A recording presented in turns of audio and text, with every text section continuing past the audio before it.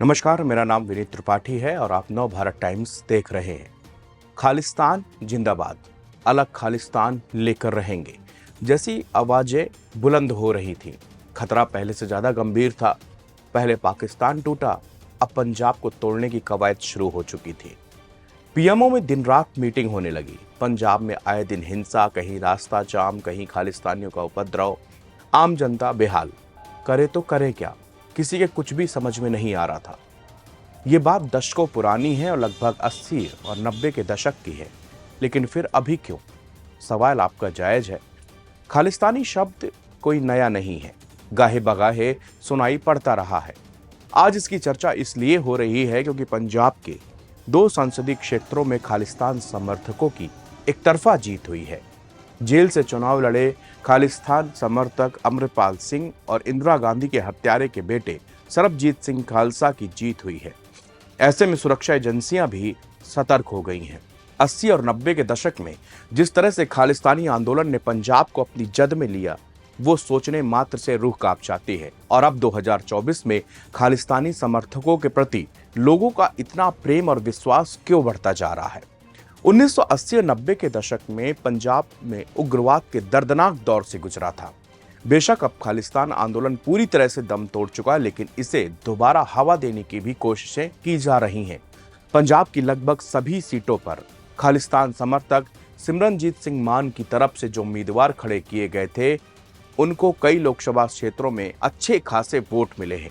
सरकार और सुरक्षा एजेंसियों के कान खड़े हो गए हैं क्योंकि पंजाब से पाकिस्तान की सरहद 553 किलोमीटर की लगती है। पाकिस्तान भारत के अंदर मची इस तरह की स्थिति का फायदा उठाने की पूरी कोशिश कर सकता है। इससे पहले 1989 के लोकसभा चुनाव में सिमरनजीत सिंह मान सहित कट्टरपंथी विचारधारा वाले 9 कट्टरपंथी जीते थे। उसमें सरबजीत सिंह की माता बिमल कौर भी शामिल थीं, जिन्हें रोपड़ से जीत हासिल हुई थी।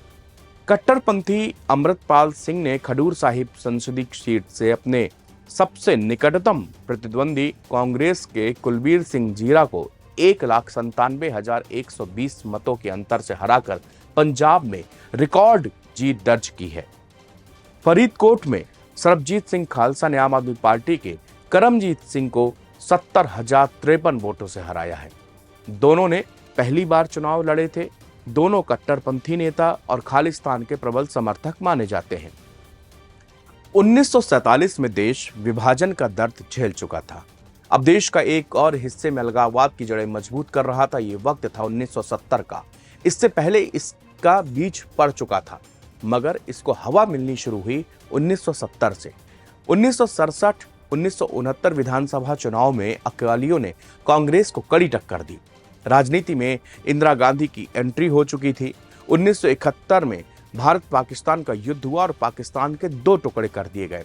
इसके बाद जब लोकसभा चुनाव हुए तो इंदिरा गांधी को झोली भरकर वोट मिले। इन चुनावों में अकालियों का पत्ता साफ हो गया। यहां से एंट्री होती है फिर भिंडरावाले की। इसकी चर्चा फिर कभी करेंगे।